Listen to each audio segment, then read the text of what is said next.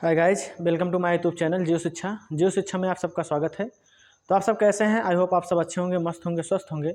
आप सबकी पढ़ाई बेहतर ढंग से चल रही होगी। तो आज हम देखते हैं क्लास 10th के मैथमेटिक्स में क्या है यूक्लिड विभाजन। इसके पहले आप पढ़ चुके हैं कि क्लासिफिकेशन ऑफ नंबर, संख्याओं का वर्गीकरण पढ़ चुके हैं। उसमें जितने भी प्रकार थी सब प्रकार बताया गया है, सभी टाइप्स बताए गए हैं। आज हम देखेंगे यूक्लिड विभाजन प्रमेयिका, यूक्लिड डिवीजन लेमा। तो यूक्लिड विभाजन प्रमेयिका देखिएगा क्या होता है। देखिए, दो धनात्मक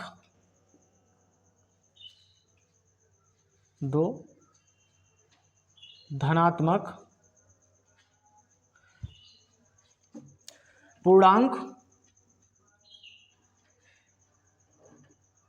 ए व बी दिए रहने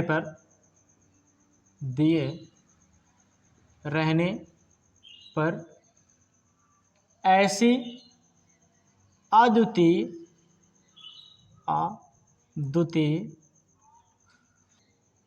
पूर्ण संख्याएं Q व R विद्यमान है कि A equals to B Q plus R. A equals to क्या है? बी क्यू प्लस आर तथा 0 is less or equal to R is less than क्या? बी। देखिए, दो धनात्मक पूर्णांक ए व बी दिए रहेंगे। ऐसी अद्वितीय पूर्ण संख्याएं क्यू व आर विद्यमान है कि a equals to B Q plus r, जहाँ आर जो है वह 0 से क्या होना चाहिए? बड़ा होना चाहिए और 0 के बराबर होना चाहिए, और बी जो होना चाहिए वह आर से छोटा हो। तो देखिएगा, तो यहाँ पर देखिए यहाँ पर बी हो जाएगा और यहाँ पर ए हो जाएगा। तो यहाँ पर देखिए, मान लीजिएगा ए 9 है और ए क्या है? 2 है। तो बी बराबर क्या हो जाएगा? 2 हो जाएगा। ए बराबर क्या हो जाएगा? 9 हो जाएगा। इसका भाग करेंगे तो हो जाएगा 2 चौक 8। ठीक है, घटाएंगे तो क्या आ जाएगा? शेषफल आ जाएगा 1। तो यहाँ से देखिए, बी का भाग करेंगे ए में तो ये हो जाएगा क्यू। यहाँ पर कुछ ना कुछ संख्या आएगी और जो शेषफल देगा वह क्या हो जाएगा? आर हो जाएगा। तो यहाँ पर देखिए, एक क्वेश्चन जो होगा, जो भाज्य होगा, एक क्वेश्चन जो होगा वह बी क्यू प्लस आर हो जाएगा। ठीक है, तो यहाँ से देखिए, इसे क्या कहते हैं? इसे भाजक कहा जाता है।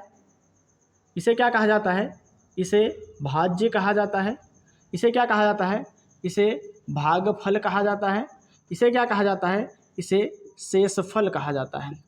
ठीक है, इसे क्या कहा जाता है? शेषफल कहा जाता है। यहाँ पर देखिए, यहाँ पर इसे जब सॉल्व करेंगे तो ए हो जाएगा। देखिए, ए 9 है, 9 इक्वल टू हो जाएगा, देखिए 2 × तो हो जाएगा, देखिए भाजक गुणे भागफल 2 गुणे 4 प्लस हो जाएगा 1 के, अर्थात 9 इक्वल टू क्या हो जाएगा? 4 दूनी 8 1 9 हो जाएगा। वह 9 के बराबर हो जाएगा। तो यह भाग का हो जाएगा, सही हो जाएगा। ठीक है, तो सही मानेंगे।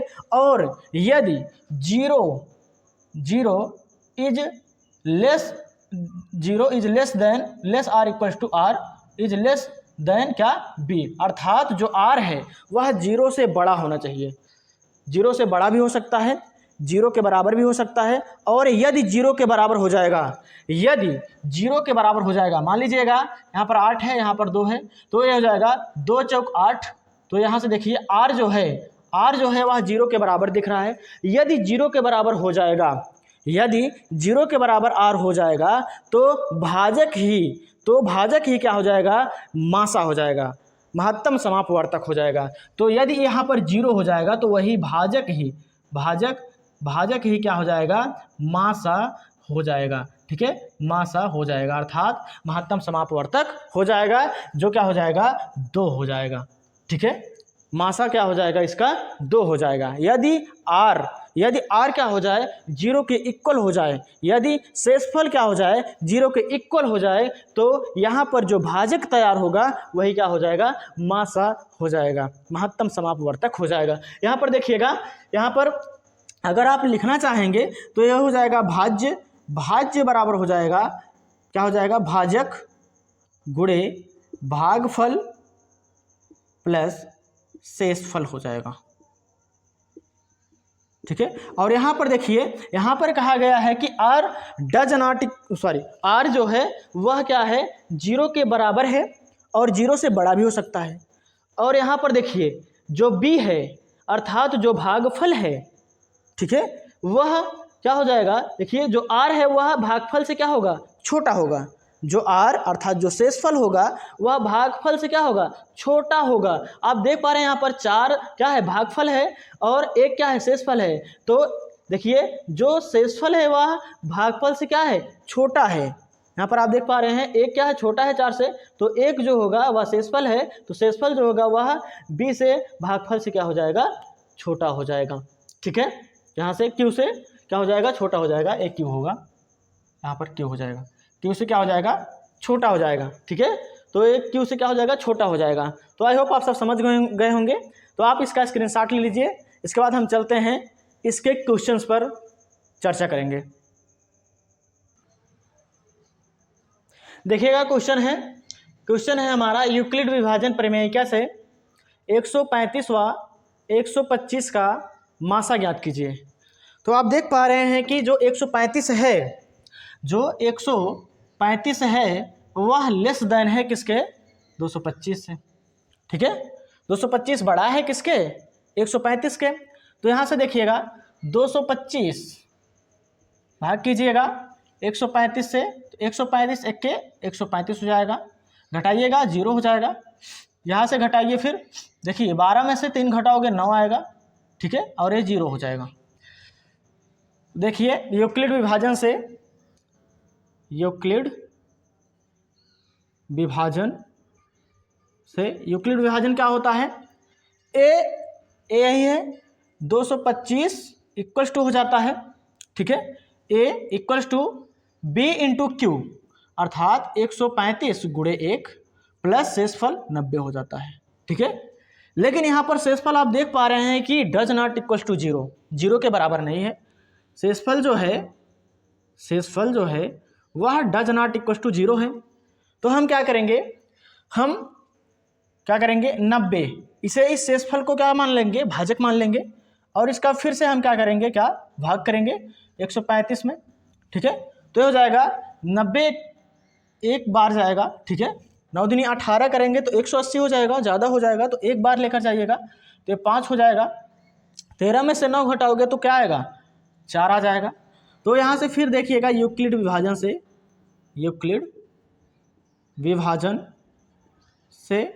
देखिए यहाँ से 135 यह बराबर हो जाएगा, जो ए है यह ए बराबर हो जाएगा बी इंटू क्यू अर्थात 90 गुणे 1 प्लस आर 45 के। लेकिन यहाँ पर आप देख पा रहे हैं कि जो शेषफल है वह 0 नहीं है, तो शेषफल डज नॉट इक्वल्स टू 0, शेषफल 0 नहीं है। तो जब शेषफल 0 नहीं है तो हम इसको मासा नहीं मान सकते हैं। तो यहाँ से देखिएगा ये जो शेषफल है वह फिर भी क्या हो जाएगा, फिर क्या हो जाएगा, यह शेषफल भाजक हो जाएगा, और ए जो भाजक है वह भाज्य हो जाएगा अर्थात 90 हो जाएगा। ठीक है, तो 45 दूना क्या होता है, 90 होता है। तो आप देख पा रहे हैं कि यहाँ पर शेषफल क्या है, 0 है। ठीक है, तो यहाँ पर शेषफल आप देख पा रहे हैं 0 है। तो शेषफल देखिए यूक्लिड विभाजन से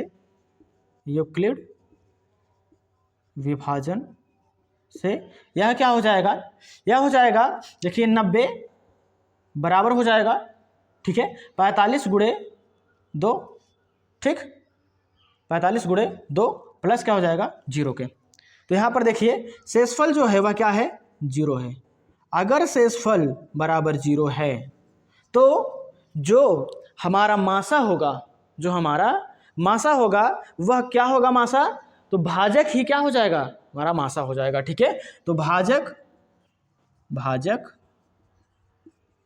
ही मासा हो जाएगा। ठीक है। तो मासा बराबर क्या हो जाएगा 45, मासा बराबर क्या हो जाएगा 45। तो आप समझ गए होंगे, तो आप इसका स्क्रीनशॉट ले लीजिए। उसके बाद हम चलते हैं नेक्स्ट क्वेश्चन पर।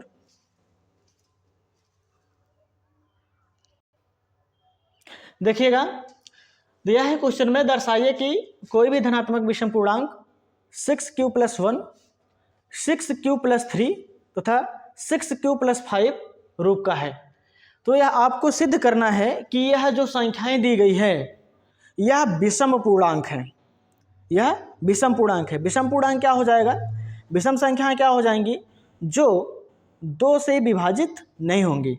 तो देखिएगा 6q+1 है, तो यहाँ से देखो, अगर आप q = 0 रखते हैं, 1 रखते हैं, 2 रखते हैं, 3 रखते हैं, 4 एंड दैट्स वन, ठीक है। तो यहाँ से देखो, पहले 0 रख दो, q+0+1, q × 0+1 तो हो जाएगा क्या 1 हो जाएगा। उसके बाद आप रखिएगा क्या 1 रखिएगा, q बराबर पहले 0 रख दो, फिर q बराबर आप रखिएगा क्या 1, तो ये हो जाएगा 6 × 1 + 1, तो 6 के 6 1 7 हो जाएगा, ठीक है। और q = क्या रख दीजिएगा 2, तो 6 × क्या हो जाएगा 2 + 1, 6 दूना 12 1 13 हो जाएगा। इसी तरह से आप अगर रखेंगे, अगर आप इसी तरह से रखेंगे मान रखते चले जाएंगे, तो q = देखो, अगर 3 रखोगे तो हो जाएगा 6 × 3 + 1, 6 18 1 19 हो जाएगा। तो आप देख पा रहे हैं कि जो यहाँ पर संख्याएं प्राप्त हो रही हैं, जो यहाँ पर संख्याएं 1 प्राप्त हो रहा है, 7 प्राप्त हो रहा है, 13 प्राप्त हो रहा है, 9 प्राप्त हो रहा है, क्या यह संख्याएं सम हैं, विषम हैं? क्या यह संख्याएं विषम हैं? तो हाँ, क्या है, 1 भी विषम है, 7 भी विषम है, 13 भी विषम है और 19 भी विषम संख्याएं हैं, ठीक है। तो यह सिद्ध होता है कि यह संख्याएं भी क्या होंगी, यह संख्या क्या हो जाएगा विषम देखिए विषम पूर्णांक हो जाएगी, यह संख्या क्या हो जाएगी विषम पूर्णांक हो जाएगी, ठीक। यह संख्या भी क्या होगी विषम पूर्णांक। उसी प्रकार से यहाँ पर देखिए 6q+3 है, यहाँ पर भी q = 0 रखिएगा, तो ये हो जाएगा q = जब 0 रखोगे तो ये हो जाएगा, देखिए 6 × 0+3 अर्थात क्या आ जाएगा 3।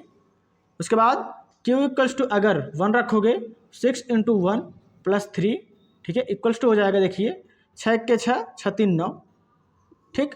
उसी प्रकार से यहाँ से अगर q = 2 रखोगे 6 × 2 + 3, 6 दूना 12, 12 3 15, ठीक है, ये 15 हो जाएगा। उसी प्रकार से यहाँ पर अगर q = क्या रखोगे 3 रखोगे, तो 6 3 18 + 3, 18 3 क्या हो जाएगा 21, ठीक है, 18 3 क्या हो जाएगा 21 हो जाएगा। तो यहाँ पर भी आप देख पा रहे हैं कि 3 9 15 21 सभी क्या हैं विषम संख्याएं हैं, सम नहीं है। सम जो होता है वह 2 से विभाजित होता है या 2 से विभाजित नहीं है। ये सभी संख्याएं क्या है 2 से विभाजित नहीं है, तो ये क्या हो जाएगा सम विषम संख्याएं हो जाएंगी। और ये भी संख्याएं क्या है 2 से विभाजित नहीं है, तो ये भी क्या हो जाएगी विषम। तो ये भी पूर्णांक जो होगा वह विषम पूर्णांक हो जाएगा, विषम पूर्णांक हो जाएगा। और उसी प्रकार से इसे भी सॉल्व कर सकते हो 6q+5, यहाँ से q = 0, तो देखिएगा 6 × 0 + 5 = 5 हो जाएगा। उसी प्रकार से q = 1, 6 × 1 + 5 = हो जाएगा, देखिए 6 हो जाएगा, 6 5 11, ठीक है। यहाँ से q = 2, तो 6 × 2 + 5, 6 दूना 12, 12 और 5 17, 12 5 क्या हो जाएगा 17। उसी प्रकार से q = क्या हो जाएगा 3, 6 × 3 + 5, देखिए 6 3 18, 18 5 8 5 13 23, 18 5 क्या हो जाएगा 23 हो जाएगा। तो यहाँ पर भी आप देख पा रहे हैं 5 11 17 और 23 जो है यह विषम संख्याएं हैं, सम संख्याएं नहीं हैं, ठीक है। यह भी 2 से विभाजित नहीं है, तो ये भी क्या हो जाएगा विषम पूर्णांक संख्या हो जाएगी, ठीक है। तो आई होप आप सब समझ गए हैं। तो आप इसका स्क्रीनशॉट लीजिए। उसके बाद हम चलते हैं नेक्स्ट क्वेश्चन पर। देखिएगा, नेक्स्ट क्वेश्चन है 120 का गुणनखंड कीजिए। तो 120 का गुणनखंड कीजिएगा तो क्या हो जाएगा, देखो 120 का गुणनखंड जब करेंगे आप तो देखिएगा 2 से काटिए, 2 छंग 12 60 हो जाएगा, फिर 2 से काटिए, 2 तिहाई 6 30 हो जाएगा, फिर 2 से काटिए, 2 पंचे 10, ठीक है, 2 एक के 2, 2 पंचे 10। अब यहाँ से देखो, यहाँ से आप 3 से काटिएगा, 3 पचे 15 हो जाएगा, 5 से काटिएगा, 5 के 5 हो जाएगा। तो 120 जो होगा वह 120 जो होगा वह क्या हो जाएगी, देखिए 2 गुणे 2 गुणे 2 गुणे 3 गुणे 3 हो जाएगा, सॉरी 5 हो जाएगा, 5 हो जाएगा। तो यहाँ से 120 का जो गुणनखंड प्राप्त होगा वह 2 की पावर 3 इंटू 3 इंटू 5 हो जाएगा, ठीक है। देखिए गुणनखंड तब तक करते रहेगा जब तक यहाँ पर अभाज्य संख्याएं ना प्राप्त हो जाए। क्या? अभाज्य संख्याएं। तो ये क्या है? अभाज्य संख्या है, अभाज्य है, और ये भी क्या है? अभाज्य है, और ये भी क्या है? अभाज्य है, ठीक है। और यहाँ पर अगर अभाज्य संख्याओं, अभाज्य गुणनखंड संख्या पूछा जाए, क्या? अभाज्य गुणनखंडों की संख्या अगर पूछा जाए तो क्या बताएंगे? देखिएगा अभाज्य गुणनखंडों की संख्या, तो यहाँ से देखिए 2 की पावर 2 क्या है? अभाज्य संख्या है। 2 की पावर क्या है? 3 है। 3 की पावर यहाँ पर क्या है? 1 है। और 5 की पावर क्या है? 1 है। तो यहाँ पर जितने भी अभाज्य संख्याओं के पावर हैं उनको यदि जोड़ दिया जाए तो क्या प्राप्त होता है? अभाज्य गुणनखंडों की संख्या प्राप्त होती है। तो यहाँ से हो जाएगा 3 + 1 + 1, तो बराबर हो जाएगा 3 2 5 हो जाएगा। तो अभाज्य गुणनखंडों की जो संख्या होगी वह क्या हो जाएगी? 5 हो जाएगी, ठीक है। अब आज के लिए इतना ही। अब इसके बाद अब हम मिलते हैं नेक्स्ट वीडियो में। आज के लिए तब हम प्रश्नावली शुरू करेंगे। तो आज के लिए इतना ही। अब हम वीडियो को एंड करते हैं। अगर आपको ये वीडियो अच्छी लगी हुई तो वीडियो को लाइक करिएगा, और अगर आप चैनल में नए हो तो चैनल को सब्सक्राइब कर दीजिएगा। जय हिंद।